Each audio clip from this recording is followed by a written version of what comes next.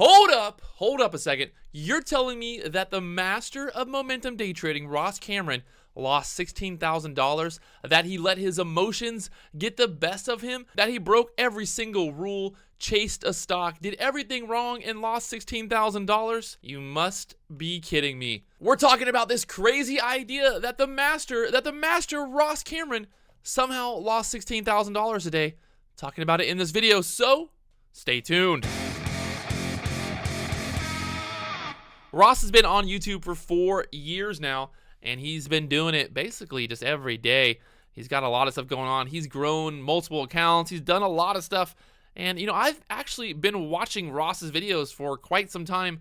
I think really what it comes down to is if you're going to learn about day trading, if you're trying to really kind of figure out day trading, the best thing to do is really to watch everyone's videos, not just watch, not saying that you should learn anything from my videos in the first place, but I tell people, really watch everybody's videos out there. Watch what people are doing, watch what stocks they're trading, watch how they're trading, what is the strategy and how are they making money, and kind of figure out what works best for you. But today, there's always controversy. There's always controversy behind the guru, the furus, whatever you want to call them. And I want to give props.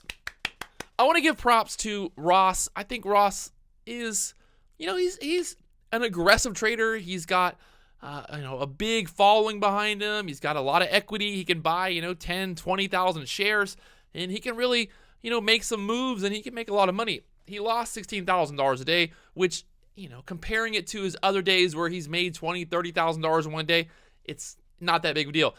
Me losing $2,000 the other day, is it comparable? No, because I was only trading, 2,000, 3,000 shares. He's trading with 10,000 shares. But you get the idea. Even the best traders lose. And it's not that I'm trying to make an excuse for the reason that I lost, because the reason I lost was purely emotional.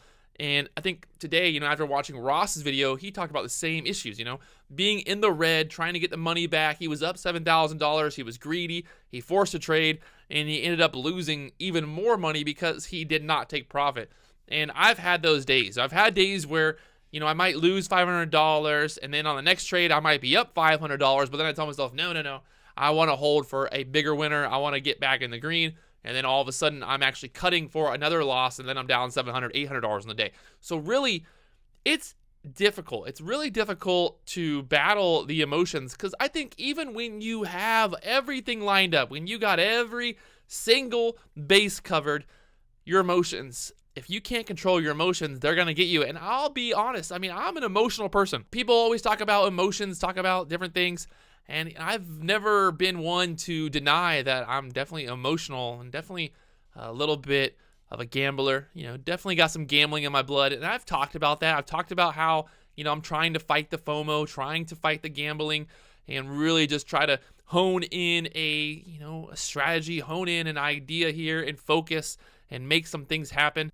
I think what's really interesting here is if you look at kind of what Ross traded today, I traded really the same stock. I did not trade JAGX. I knew that was a total pump and dump. CODX, I traded that stock. Basically had the very similar entries to Ross. I actually had an earlier entry than Ross did on CODX. Obviously, I sold, stuff like that. I looked to Ross for a couple of reasons, because he's normally trading whatever stocks are hot. Whatever stocks are hot that day, if Ross didn't trade that stock, it probably wasn't hot. So I usually look to Ross's videos to see kind of, okay, what's this guy got going on? What is going on over there? And, what's the deal? So I go over there, watch what's going on. I like to look, at the end of the day and kind of see what's Ross doing, what's Ross got going on. And it's not that I'm trying to compare myself to Ross, but really we're kind of in the same area where we're trading the same stocks. A lot of times really trading kind of the same similar entries, that 1 minute pullback. And I've been watching Ross's videos for really, the last 2 years. When I first got into day trading, I would watch Ross's videos and I'd see him, make $300, $400, $500 in a day, maybe $1,000. And I was blown away. I thought it was amazing that this guy could really trade these crappy stocks and make all that money. And, the more and more I traded, the more and more I learned, and kind of following along and seeing the whole process and really seeing, Ross over the last 2 years progressing as well. Because this guy, he wasn't always making, $30,000 or $40,000 in one day. Small, $300, $400, $500 in a day, growing small accounts, stuff like that. So really, it's interesting to see kind of the progression, and then kind of look at myself and be like, okay, how can I improve? What do I need to work on? And what's interesting here is I ended up buying CODX there. I think what I get in like 550. In this area here, Ross ended up getting in there on CODX. I ended up selling right here before this big crash, like I talked about in my video. The recap, the live video, I talked about how this kind of sold off there, and that's what I was worried about, that third leg up. And you can see, you know, Ross ended up losing more money on CODX. Yes, he was up $7,000. He could have taken profit, but the emotions got to him. I think really even the best traders battle emotions, and it just comes down to emotions. It's one thing to find stocks. It's one thing to be able to find the stocks, be able to identify, you know, the entries, exits.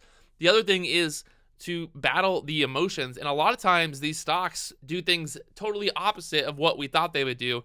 And that's the big issue, is when you are trading, when you have an idea, when you have a bias, or you're, you know, like the other day with VKTX, I was short.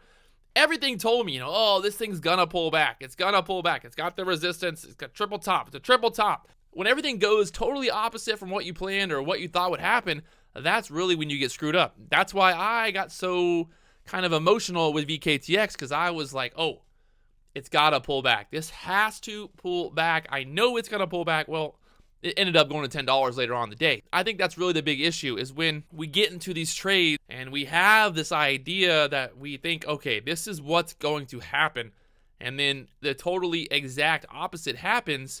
Well, then emotionally, it's like, what am I going to do here? Am I going to cut my loss? No, this is definitely going to do what I thought I was going to do. I know it's going to do what I thought it's going to do, and doesn't always work out that way, and that's when these big losses happen. One thing that's interesting, I think a lot of people, you know, give me crap for, is the live trades. You know, I post the trades, I show the emotions, you know, the entries, the exits. I'm during the trade, kind of what's all going down. The other day, somebody called me out about some of my entries and exits, and they said how, you know, oh, Ross really capitalized. He really capitalized on that entire move.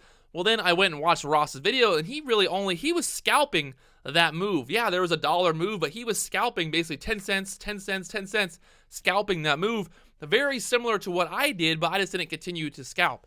And it's always interesting to see, you know, how people perceive the different kind of trading, or people that watch Ross's video. I think a lot of people that watch my videos watch Ross's videos as well, because I see the people commenting, and it's normally very similar people commenting. And the funny thing is, I see the same people commenting on my videos, you know, trying to criticize me, that are over on Ross's videos trying to criticize him. So it's interesting to see kind of how, you know, the trading community, the people on YouTube that are watching these videos, how do they interact with other people that are on YouTube. The other day, Ricky Gutierrez tried to claim that he only had 2 losers this entire year. He told me that, and then I tried to call him out for him, and he's like, well, I gotta go check. I have to go figure. I'd have to go know, you know, really look into my results. So that was like, what? Now you're backpedaling. So maybe you didn't actually only have 2 losers. So it's always interesting, because you have all these different people on YouTube that only post their winners. You know, you got this guy Mir Barak, or what is it? I can't even say his name. No offense, it's Meirbarak.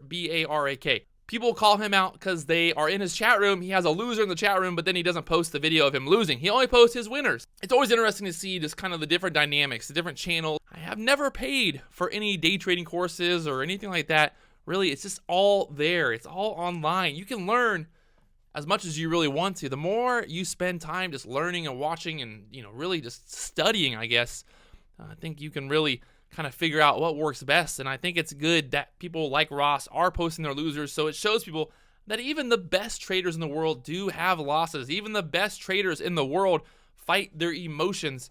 And, you know, it's a battle. When you're trading these very high volatility, crazy stocks like we trade, there's an opportunity, obviously, to make a lot of money, but then there's also a major opportunity to lose a lot of money.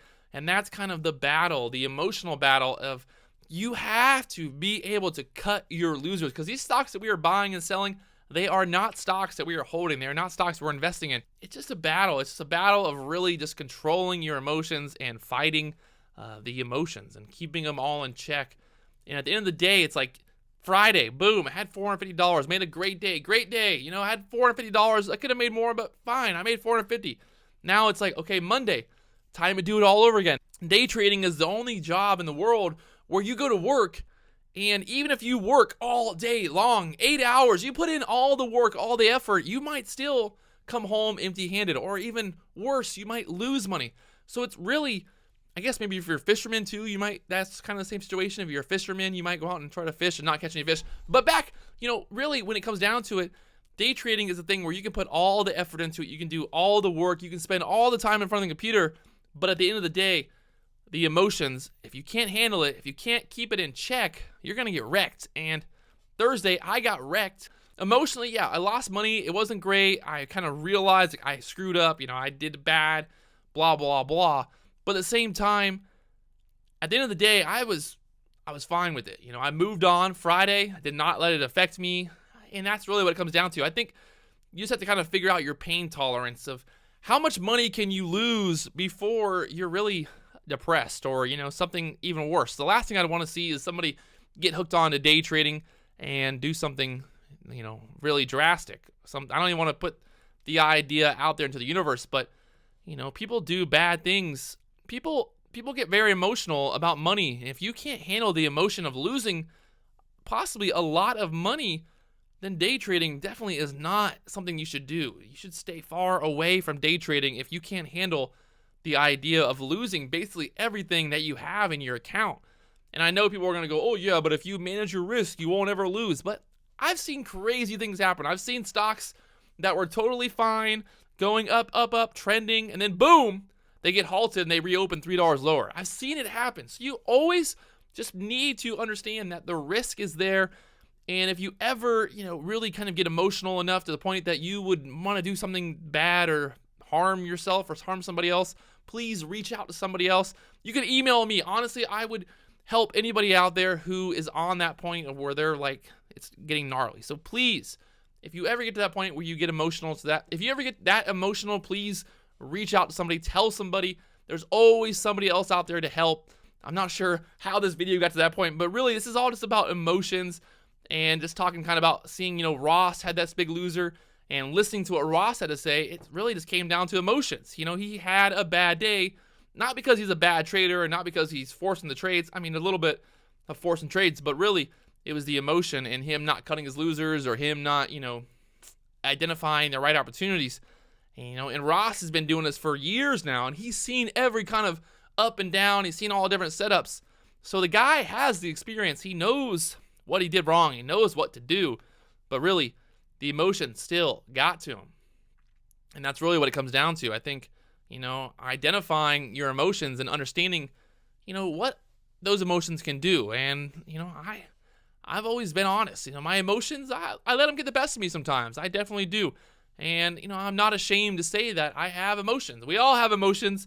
I definitely sometimes will get a little greedy or a little gambly. I like to gamble sometimes. I'll go to the casino and lose a couple $1,000s at the casino, no problem. At the blackjack table, the craps table, the roulette table, I'll hit every table in that casino and I'll walk out of there lost $2,000. And at the end of the day, I'm still got a smile on my face because kind of just is what it is. So I'm just trying to wrap this up here with the idea that even the best traders in the world, everybody deals with it. Everyone is battling it.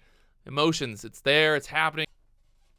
There it is. I don't know. Maybe that was just a big old, maybe that was just a big scramble of crap I just talked about, but hopefully there's some kind of storyline or some kind of meaning to this whole thing.